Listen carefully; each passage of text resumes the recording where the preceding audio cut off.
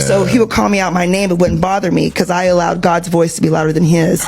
And when I was going through transition of him not coming home on the weekends, not being there, telling me I hate you, I'll never love you, I wish I never married you, I knew that life and death is in the power of the tongue through the word of God. So I would say, you will love me one day. We will have a good marriage one day. And although he would go out for weekends, I would literally help him get ready to go meet a side chick by ironing his clothes and getting him ready for the night. And these are all things I was graced to do. I would not encourage anybody to do that unless you are graced by God to do this. This video might trigger a lot of people, especially those ones of the Christian faith. And on a normal day, I would say I don't give an actual fuck. But I want to apologize in advance because there's a lot of things that are burning up in my mind, that are burning up in my spirit, that I really want to vent about on this video. And I'm going to spill regardless, all right? So apologies in advance. If you're going to be offended along the line of watching this video, it's not intentional, but these things need to be said. And if you have a contrary opinion, guys, please, by all means, go ahead and share in the comment section. All right. And if you would want us to have a YouTube live where we get to virtually discuss this conversation further, I am all in for it. All right. So I'm going to start by saying that I've never really been a fan of listening to religious couples, especially those ones who share their marital stories to advise or encourage single women or married women on how to sustain their marriages, on how to maintain their homes, as well as please their husbands. I've never, ever at any point in my life been a fan of listening to such messages from such couples. If I come across any interview that contains such a message, I immediately block it. Like, I do not watch it. I do not entertain it. I do not listen to it, because I know that there are a lot of things that will be said that will trigger me, that would really provoke me. Yes. And it's all because, ladies and gentlemen, when you listen to such conversations, right? When you listen to such people, it's always about the woman sacrificing everything for the man. Why? Because he's a pastor. He's a man of God. So the woman, in their opinion, is planted in the man's life to assist him in his calling, to take care of him, to cater to all of his needs, to overlook all of his excesses, to overlook his flaws, to overlook his imperfections. But whilst overlooking all of the negatives he has, she has to be perfect. She has to continuously be a work in progress. He doesn't necessarily have to be a work in progress all the time. Now, they do not tell you this, outrightly on such videos or interviews, right? But it's a subtle message that they pass, that the woman has to continuously work on herself to be up to the standard, to measure up to the standard of the man. She always has to be submissive, subservient. She always has to be at his beck and call to ensure that his life of ministry goes really well, flows really smoothly. It's all about servitude for the woman. She has to serve. She has to be, she always has to be there for him. And no matter what he does, even if he goes astray in their marriage, she always needs to be ready to forgive and to be understanding and to take him back and to understand that he's a man of God and he has a calling of God upon his life, and she just has to be there. Guys, it's annoying. It's very, very annoying. And sadly for me, as much as I have avoided many of these types of interviews, conversations, online, offline, I came across two very disgusting videos sometime last week. Yeah, from two couples, one based in America and the other based in Nigeria. Now, these videos actually went viral. Some of you might have come across those videos, but I'm going to go ahead and share, the content of those videos anyways. Yeah, but before we get into the details, guys, I feel like I'm rambling on and on at this point. But before we get into it, hi, especially welcome to my channel. My name is Gloria Elijah. This is Frankly Speaking with Gloria Elijah, and I am the girl with the T. If this is your first time tuning in, you especially welcome. Thanks for tuning in, but please do not forget to subscribe if you're yet to do so. And if you are a returning viewer or a returning subscriber, you especially welcome. Thank you so much for tuning in again. Now, all of this said, let's just quickly continue with the rest of the video. So, for the couple in America, apparently they are both ministers, right? And from a look of things, it seems like the woman is the one that is more, that is more out there. In Nigeria, there's this thing they call the pastor's wife, the mama of the church, right? And she's this very outspoken, very vibrant mama of a church, right? And she had quite a lot to say on that interview, yeah? And some of the things that she said really sparked an outrage. A lot of people were angry, especially women. So I'm not going to beat about the bush anymore. I'm just going to go ahead and say it. So she mentioned that when she first met her husband, he had outrightly told her that she was not his type. She wasn't his spec at all. That was never going to love her. Now, I don't know at what point in their relationship that was. I don't know. According to them, they said they were still fresh in their relationship. I don't know the exact age they were at the time, yeah?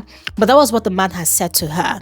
And by so doing, he had been a chronic womanizer, sleeping around, having different girlfriends, Okay, I think at that point in time, they were even married.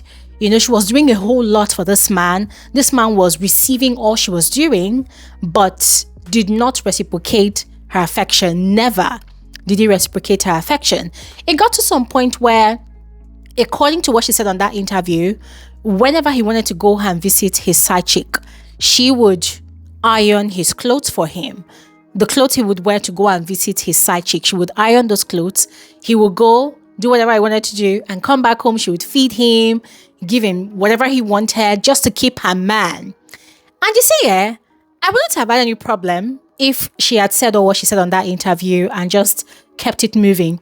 But this woman had the audacity to, go ahead to say that it was by the special grace of God that she was doing all of those things, that God had impacted on her a special grace and strength to be able to cater to a man in that manner. She had thrown some sort of shade to women who are single, that women are saying that, they cannot be with such a man, that you see, that is why you are single. Guys, this woman has said a lot on that interview, but you see this part I just explained, yeah? That was a part that really triggered a lot of people. People were dragging her. So it so happened that a particular woman on social media, I don't really know what she does, but she decided to invite them to a virtual interview, right? I think on Instagram or where. And she was now trying to change what she said. And no, she wasn't trying to say that women must go through XYZ. I'm like, girl, just shut the hell up. Just shut up. Because everything was just outrightly on that video. She was literally shading single women. That, any single woman that would say they cannot do such a thing for a man or be with a man who cheats, that is why they are single, because they do not have that special grace of God. Guys, see, ignore the fact that I'm laughing, yeah? I'm actually laughing because I found it so ridiculous. Because you see this thing that they tag, this term that they tag women who continuously seek male validation in this society, a pick-me. That woman was sounding like one. She was sounding like a pick-me, despite the fact that she has already been picked by the wrong one. If I do say so myself, despite the fact that she's married, despite the fact that she has successfully, in quote, removed herself from the single pool, the dating pool, she was sounding like a pick-me. She was sounding like she still desperately needed to prove to her husband that she was worth being with, that she was worthy of being his wife. Even though she was sounding very yappy, even though she was sounding very strong, you could sense that whatever she had been through with that man, or whatever she probably is still going through in that marriage, you could sense that it had completely ripped her off, or let's say stripped her off her self-respect, her self-esteem, her self-worth, and she is desperately seeking fresh validation, not only from her husband, but other women in the Christian community who think like her. And I heard that in their church, that is what she teaches the women in her church. And they embrace it. They swallow it all. Hook, line, and sinker. I found that interview very disgusting. Very disgusting. I regretted even watching it because I felt like something was about to shift in my brain. I hate listening to messages like that or to interviews like that because I feel like it's going to pollute something in me. Yeah, I mean, I have a mind of my own. My mind in a way is impenetrable. I believe what I believe. I stand by it. But sometimes there are certain things you don't want to even hear or see. So it doesn't flash in your memory at any point in time. I felt like that interview was a pollution to my entire existence. Did I feel sorry for her? No, I did not. Because women like her are enablers. They're the kind of women that actually enable such disgusting behavior from men. And they are the type of women that actually build the marriage institution on their trauma. Whatever they've been through, they believe that it made them stronger, and they believe that any woman who wants to have a successful marriage must go through the bullshit that they have gone through. Why? Because according to what she said in that interview, God has given her the grace to support her man because he's a man of God. And so she was specially planted in his life, to go through all of that for a higher purpose. I'm a Christian as well, but when it comes to such extreme type of thinking that looks very dumb, incomprehensible, it never makes sense to me. But guys, I would love to hear your thoughts on this one. So please go ahead and share, all right, as we move on to the other couple. So this other couple, as I mentioned before, they are based in Nigeria. The man is a pastor as well, right? And theirs was, guys, this time around, right, on their own interview, okay, not really an interview, I think it was a podcast they were sharing. I think they co-own the podcast, or the man owns the podcast, I don't know, whatever. Yeah, but it was both of them, right? So it was the man doing the talking this time around. And I don't know why he decided to share their experience, but he was sharing. He was talking about how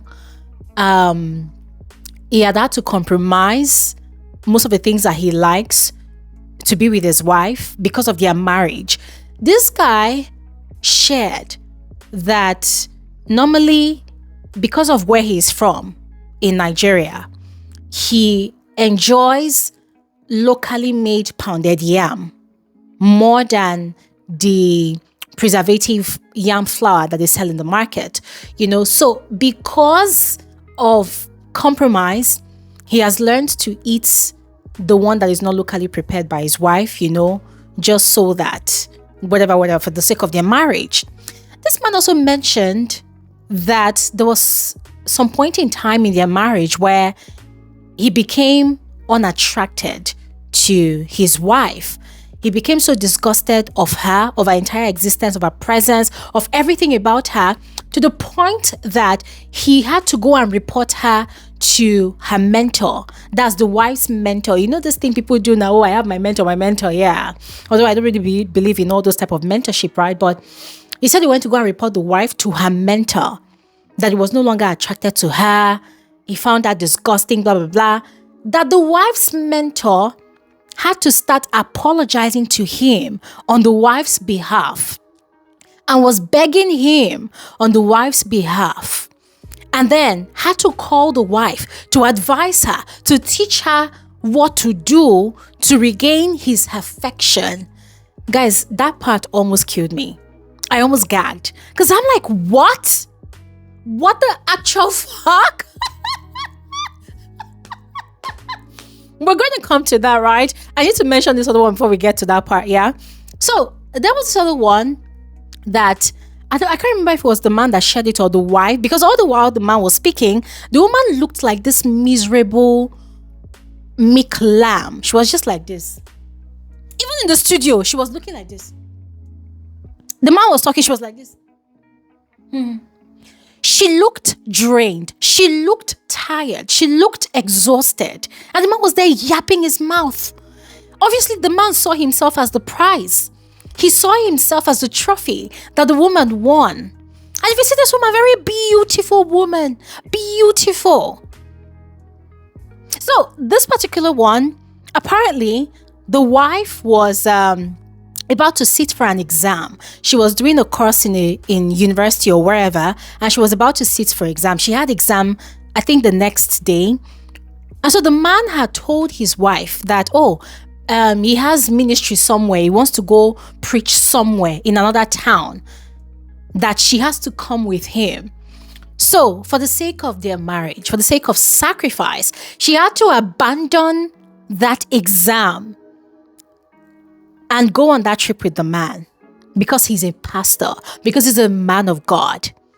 So, as a dutiful wife, as a loyal wife, as a humble wife, as a supportive wife, she had abandoned her exams and had traveled with the man to wherever just so that he can go and preach.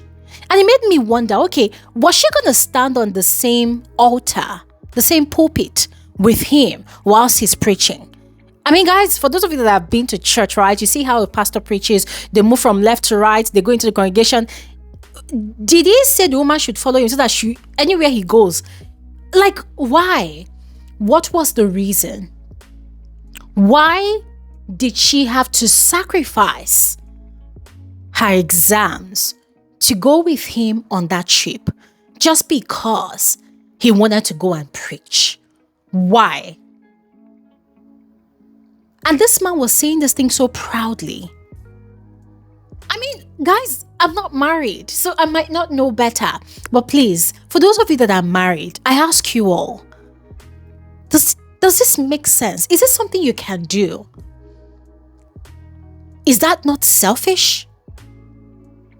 Is that not selfish for the man to have done? And is that not stupid of the woman to have done? And I'm asking this question because I know for a fact that, when you ask a religious couple a question like this, they will come from the angle of the Bible. They will come from the angle of the scriptures. Woman, obey your husband. A wife must obey the husband. If the husband says, go with me here, you go. If the husband says, sit down here, you sit down. I understand all of those things. Yes, even though I'm not married, doesn't make me ignorant of the word of God. But is that not selfishness? Is that not inconsideration? Is that not wickedness in the highest order? Because obviously, that man is chasing his dreams. And so the wife, having had kids already in that marriage, they probably would have more children, as the years go by, right?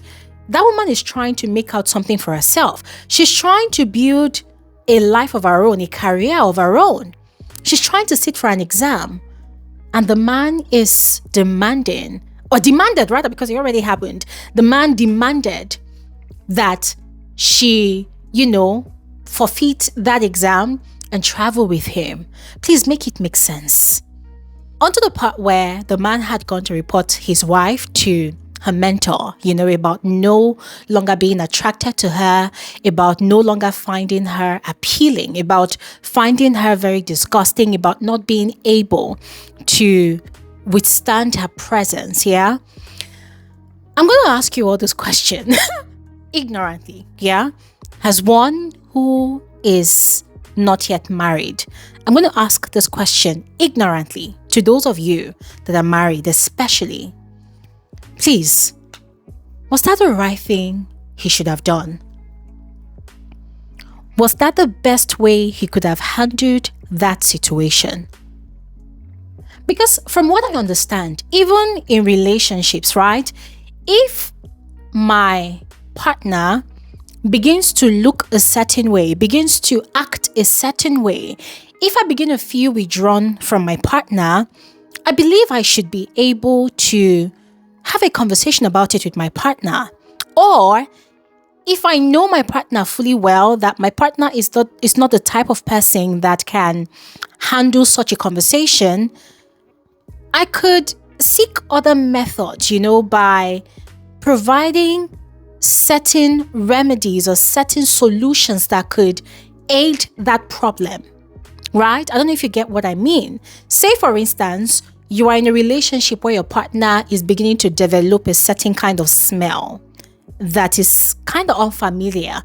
It could be an infection. It could be a lack of hygiene. Maybe your partner is no longer taking their hygiene serious anymore, right? So how do you tell your partner about it? Do you tell them outrightly, oh, you are beginning to smell a certain type of way? Or do you begin to make suggestions like, okay, hey, let's have a shower together. Oh, hey, let's do this together. Oh, let's do that together. Or you buy them perfumes, or you buy them new body care products. I mean, guys, how do you approach such a situation? Because personally, when I listened to this man, guys, I was really furious. Because of me, I felt like, why do you have to go report your wife to her mentor, to an outsider? Why could you not have a sit-down conversation with your wife to say, okay, this is what I feel. I don't know. I don't like how I'm feeling. Let us work together to rekindle the spark in our marriage. Let us work together to recreate the bond, to revive our feelings and affections for each other.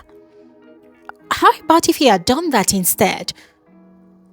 Because, guys, listening to him put it that way, guys, I just felt like that man sounded very selfish. He sounded very selfish, sounded very self-centered. He sounded like he felt like he was the prize. He felt like he saw himself, or he sees himself, as the trophy in that marriage. And from the way the wife was even handling the conversation, the way she was sat there like one meek lamb, it's like, oh my God, I married the trophy. I married the best thing that ever happened. Because that's how a lot of women behave. A lot of women, they get married, and for them, it's like that is the best thing that has ever dropped in their life. They completely lose their self-worth. They no longer value themselves. They no longer see themselves as something that is valuable. Guys, I feel like I'm using tautology now, but that is how most of these women behave. And the one that really annoys me the most is where they throw shades, to us single people. I mean, you're going through all of that bullshit in your marriage, but then you're laughing at people like us that are single, that we're out here living our best life. Like, we're just chilling, we're just enjoying ourselves, we're just having fun, right? But you are in there. You are receiving fire and brimstone inside that marriage. You're suffering. There is need to do house help, eh? You are cleaning, you are scrubbing, you are literally a slave in that marriage. You don't even have a voice. A baby making factory. Ah, my God, guys. See, I do not hope to come across such interviews anymore, because I mentioned before, you see all these religious couples interviews or conversations they have online, they are very triggering. They annoy me a lot. They annoy me a lot. And when you listen to the women especially, you just know that these are the ones, these are the enablers, these are the ones that a woman will be dying in marriage from domestic violence, from abuse of all sorts. And they are the ones that will continuously tell the woman, don't go anywhere, oh, don't leave your home, oh, don't leave your marriage, oh, who are you going to leave your husband for? They are the ones. They are the ones. So, each to their own. Maybe whatever these two couples are practicing, it probably works for them. They probably enjoy trauma. They probably enjoy ridicule.